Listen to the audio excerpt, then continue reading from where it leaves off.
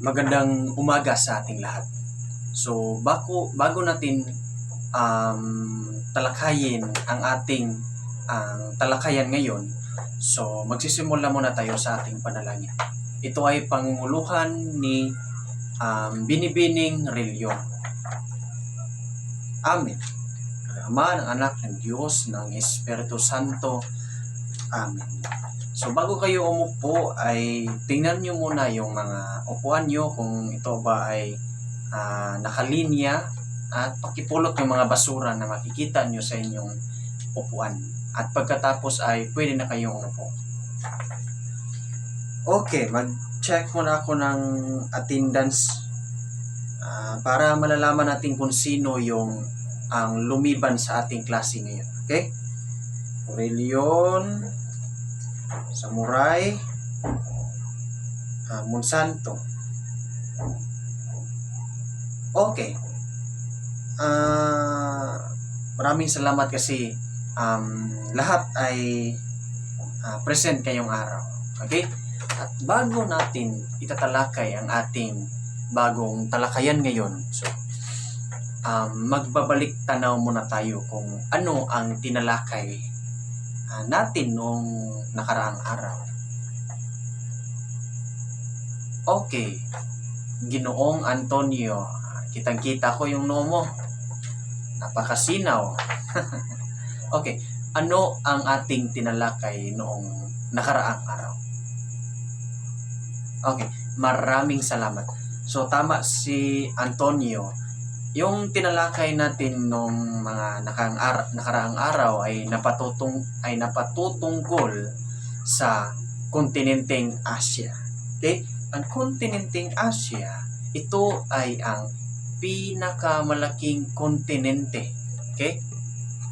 Ito ang pinakamalaking kontinente sa buong mundo na kung saan dito nagsisimula yung mga magagandang kultura, lalong-lalo na yung mga kultura natin dito sa Pilipinas na nakukuha natin sa ibang karatig bansa natin sa Asia. Okay? So, sa puntong ito, upang mas maging ating maunawaan kung ano ba talaga ang mga pangyayari kagaya ng mga revolusyon na nangyayari sa ating bansa noong mga nakaraang panahon. So, sa pagkakataong ito,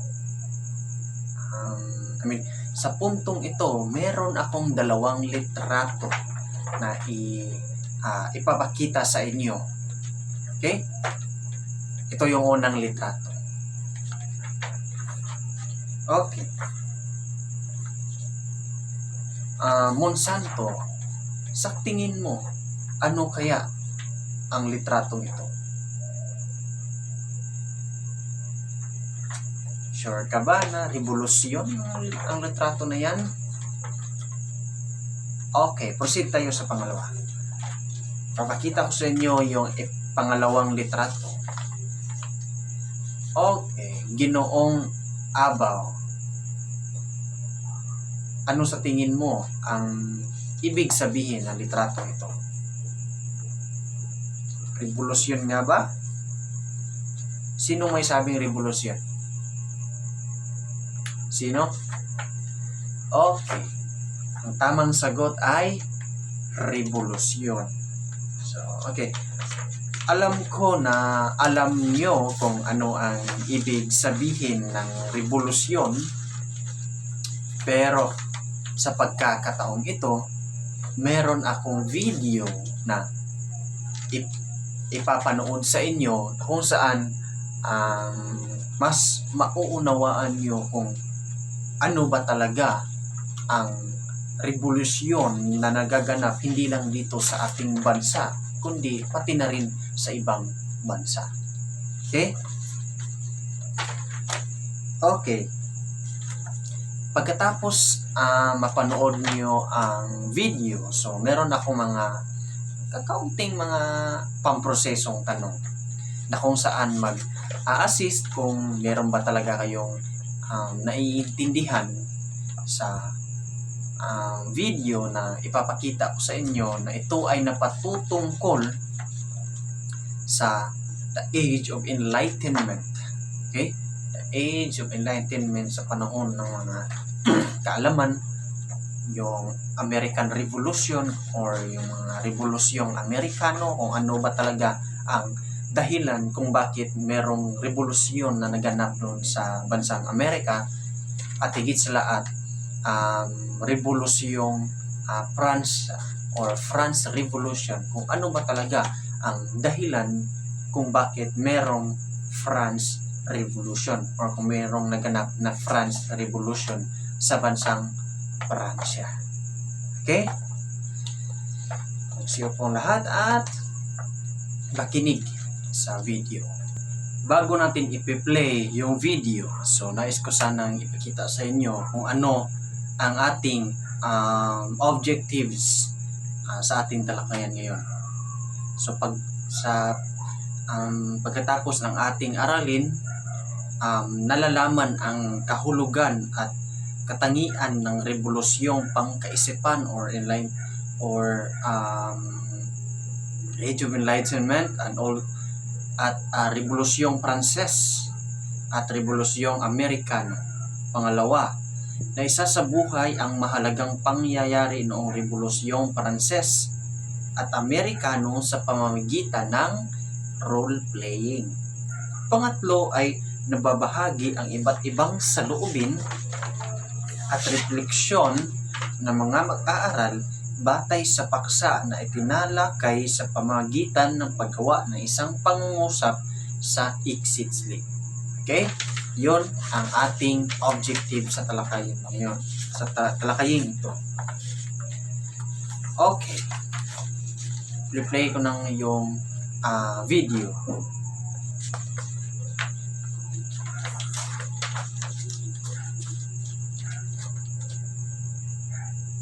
Okay, tapos na. So, upang mas maging maunawaan at malaman natin ng mga kaklase niyo kung meron ba talaga kayong naiintindihan sa inyong pinanood na video na napatutungkol sa isang revolusyon sa ibang bansa, lalong-lalo na sa Pransya at Amerika. Okay? Ito yung unang pamprosesong tanong. Una, batay sa napanood na video, ano sa tingin niyo ang posibleng dahilan kung bakit merong pag-aalsa na naganap sa bansang Amerika at Pransya? Okay, maraming salamat. So, isa sa mga dahilan kung bakit mayroong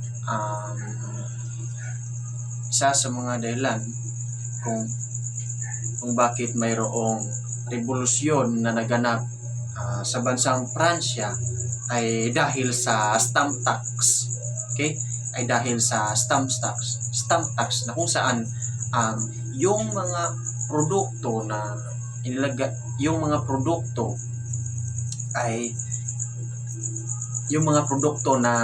pinalabas ng Amerika ay ginawa ng silyo or yung mga produkto sa Amerika ay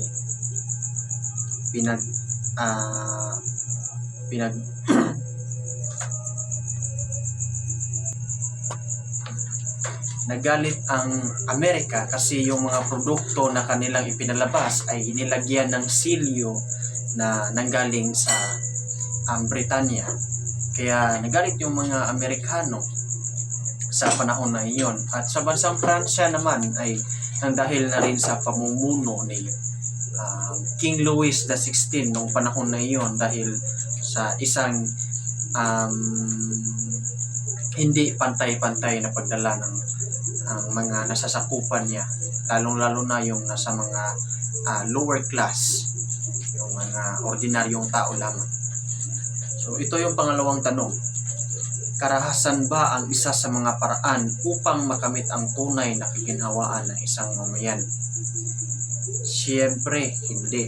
Kasi yung mga karahasan ay may tuturing natin sa praktikal na panahon ngayon. So, maituturing natin na isa talagang hindi magandang paraan. Kasi isa na rin yan sa ating kultura na ang paggawa ng isang masama ay hindi nakakabubuti. So pangatlo, ano ang implikasyon ng revolusyon sa pang-araw-araw nating pamumuhay sa modernong panahon? So isa sa implikasyon ay ang pagiging isang mapayapa na buhay at mamamayan. Kasi ang revolusyon, isa rin yan sa paraan na matuklasin, isa sa paraan na pugsain yung mga masasamang gawain, yung mga gobyerno at iba't ibang mga nakakataas. Pang-apat na tanong, meron bang mga batayan na dapat basihan kung pugsain ang mga namumuno sa pamahalaan gamit ang karahasan? Siyempre meron. Kasi wala namang revolusyon na magaganap kung walang karahasan na ginagawa yung mga taong nasa taas. Panglima, ano ang naging kontribusyon ng revolusyon sa modernong panahon? So, ang kontribusyon ng revolusyon sa modernong panahon, ito ay bibigay kaalaman sa mga tao na ang paggawa ng isang masama ay hindi nakabubuti, lalo-lalo na sa ating kapwa-tao. Okay. Sa puntong ito, so, ang mga mag-aaral ay hatiin sa dalawang grupo. Ang bawat grupo ay aatasan sa pagsasabuhay sa mga mahalagang kaganapan noong panahon ng Rebolusyong Pranses at Amerikano sa pamamagitan ng role-playing. Batay sa mga datos at impormasyon na nakalap at nakasaliksik ng grupo, ang Group A ay aatasan sa pagsasabuhay sa panahon ng Rebolusyong Amerikano. Ganon din ang Group B ay aatasan sa pagsasabuhay sa panahon ng Rebolusyong Pranses. So bago yan, magbibilang muna tayo.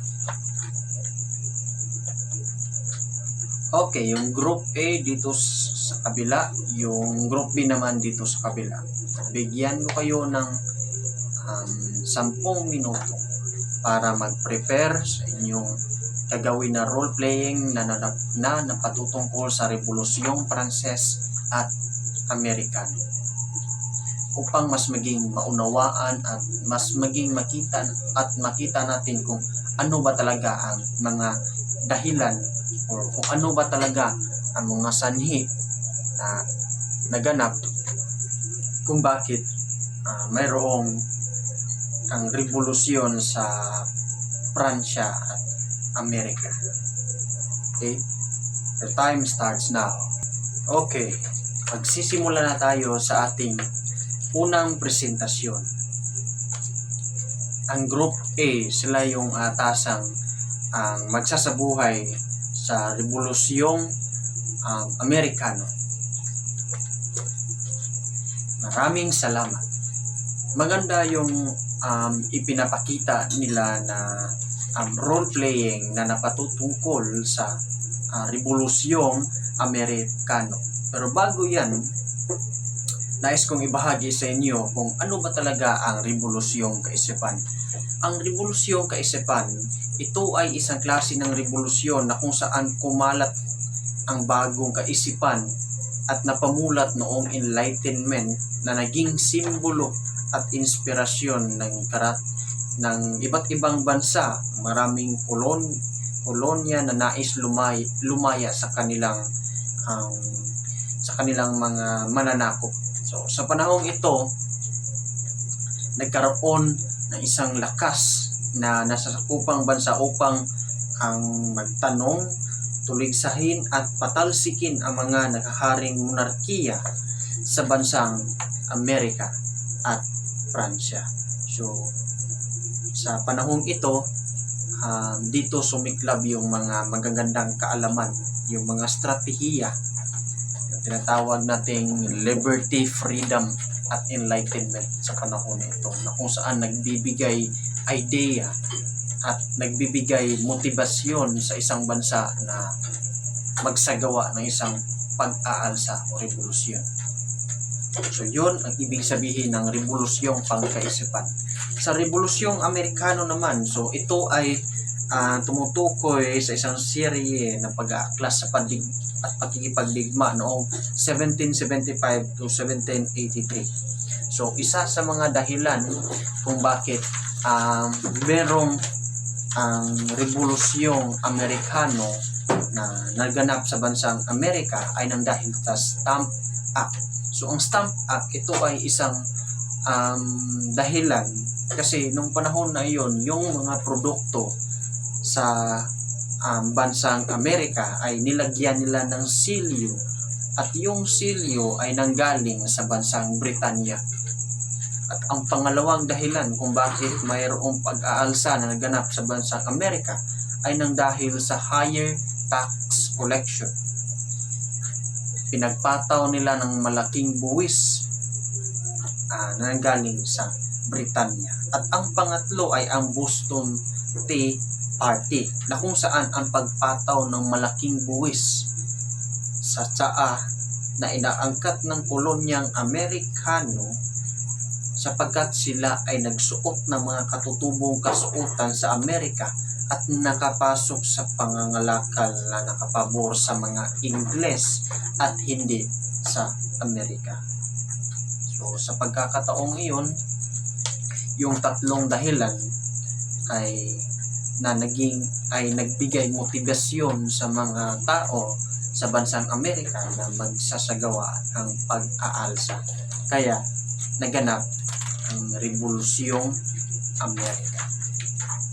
So, yun ang isinasabuhay ng Group A na napatutungkol sa sa Revolusyong Amerikano. Magaling. So, dito naman tayo sa Group B. Okay? Group B, ang kanilang isa sa buhay ay napatutungkol sa Revolusyong Pranses. Okay, maraming salamat. So, napakagaling. Talagang ipinapakita nila kung ano ba talaga ang dahilan, mga pangyayari na naganap sa panahon ng Revolusyong Pranses. So, ang Revolusyong Pranses pala ay nagaganap noong 1799 to 1790 na dahil sa monarkiyang pamamahala sa bansang Pransya na pinangunguluhan ni King Louis XVI at sa kanyang asawa na si Antoinette, na si Maria Antoinette. So, kasi yung bansang Pransya ay hinahati sa tatlong states. Yung unang states ay binubuo ng obispo, pari at mga katungkulan sa simbahan. Yung pangalawa ay binubuo ng mga maharlikang Pranses, yung mga tinatawag nating bourgeoisie. At ang ikatlong state ay binubuo ng mga ordinaryong mamamayan, yung mga kargador, yung mga trabahante sa kalsada, yung mga taong nagtitinda sa gilid ng kalsada. So, nang sumapit ang 1780s, nangangailangan ng salapi yung Pransya kasi unti-unting umubos yung pera sa Pransya nang dahil na rin sa asawa ni King Louis XVI na si Maria Antoinette.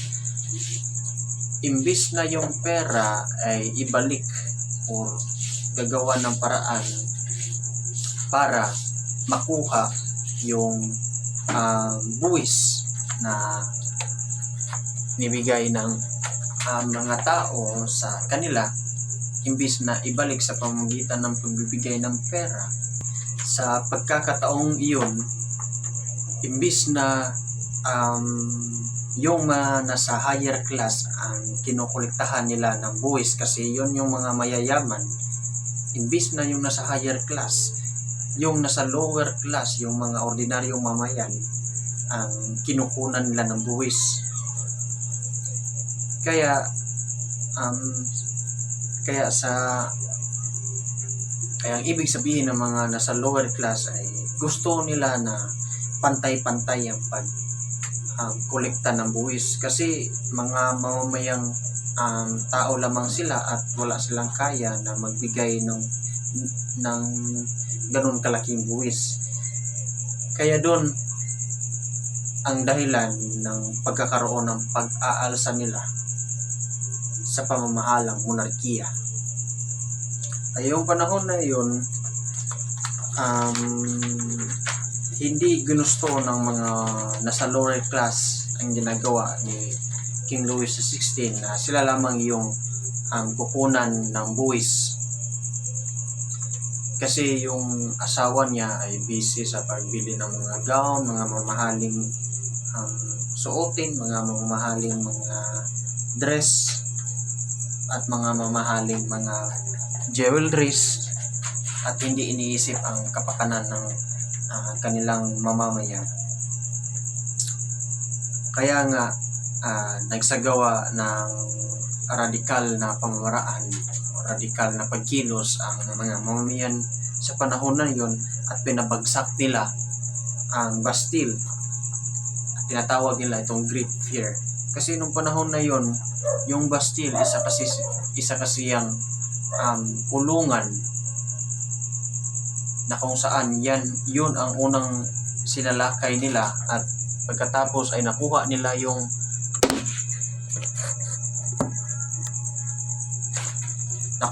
yung Bastille, at maraming armas din ang mga na-recover ng mga mamayan sa panahon na iyon. At sa pamamagitan ng pag-aalsa na iyon, imbis na lumaban yung mga sundalo na inilagay doon ni King Louis XVI, imbis na lumaban, sumanib sa mga nag-aalsa. At doon nagsimula ang Rebolusyong Pranses, or doon nagsimula ang pagsiklab ng mainit na revolusyon sa bansang Pransya. Kaya nga sa panahon na iyon, lingid sa kaalaman ng iba na dahil kay Maximilian Robespierre, kasi siya ang nagtaguyod sa panahon na iyon sa mga radikal na pamumuno niya na patalsikin or tapusin ang pamamahalang monarkiya sa bansang Pransya. Kaya nga pinadakip si King Louis XVI at pinatay gamit ang guillotine. So ang guillotine ay para siyang malaking blade at may kahoy sa gilid, tapos yung ulo ilagay dyan na parang nakaganyan, tapos yung blade ay tagos talaga sa ulo niya, kaya putol yung ulo. Tapos at sa panahon din iyon, nais din nilang tumakas ang pamilya ni King Louis XVI at naharangan naman. At pagkatapos pinatay ni King Louis XVI sa guillotine, ay pinatay din ang kanyang asawa na si Maria Antoinette, gamit din ang guillotine. So yun ang mga kaganapan sa panahon ng Rebolusyong Pransya at Amerika, na naging isa rin sa naging tinatawag nating isa sa naging nagbigay motibasyon kung bakit merong mga pag-aalsang naganap sa mga karatig bansa, lalong-lalo na sa bansang Asia, Europa at Amerika, yung mga karatig bansa ng Amerika. Kaya sa pagkakataong ito, lingid talaga sa kaalaman ng iba na kahit yung radikal na pagsasagawa ay meron din namang mabubuting ikadudulo. Kasi kung hindi gagawa ng isang radikal na pamamaraan, so talagang wala talagang mangyayari. Kasi sa lahat ng mga issue ngayon, tungkol sa politika, ganun, hindi talaga ganun ka ang politika, lalong-lalo na dito sa Pilipinas. So meron sa ating pangwakas na gawain, so gagawa kayo ng isang pangungusap kung ano ang iyong nahihinuha o ano ang bagong impormasyon na inyong nakukuha sa ngayon na aralin, at ilagay ito sa 1/4 sheet of paper na nagsisilbing exit slip. Pagkatapos niyan, meron kayong takdang aralin na kung saan ito ay isang pagpapatuloy ng kwento ng Rebolusyong Pranses, na kung saan ang mag-aaral ay atasan sa pagsaliksik patungkol sa kaganapan noong Napoleonic War. So sa pagkakataong ito, inyong isasaliksik kung ano ang mga kaganapan pagkatapos ng Rebolusyong Pranses. Ito ay panahon na ni Napoleon Bonaparte. Okay, patapos na ang ating talakayan ngayon. So, tanong ko sa inyo kung na-achieve ba ang ating objectives. So, ito ay yung objectives: nalalaman ang kahulugan at katangian ng Rebolusyong Pangkaisipan Amerikano at Pranses, na isasabuhay ang mahalagang pangyayari ng Rebolusyong Pranses Amerikano sa pamamagitan ng role-playing. So, nagsasagawa tayo kanina ng role-playing at naibabahagi ang iba't ibang saloobin, refleksyon ng mga mag-aaral batay sa paksa na itinatalakay sa pamamagitan ng paggawa ng isang pangungusap sa exit slip. So, nagsagawa kayo ng exit slip kanina at inilagay niyo doon yung mga nalalaman niyo, yung mga saloobin niyo sa aralin na ito. Okay, ating ipapatuloy ang ating talakayan bukas. Maraming salamat at see you tomorrow.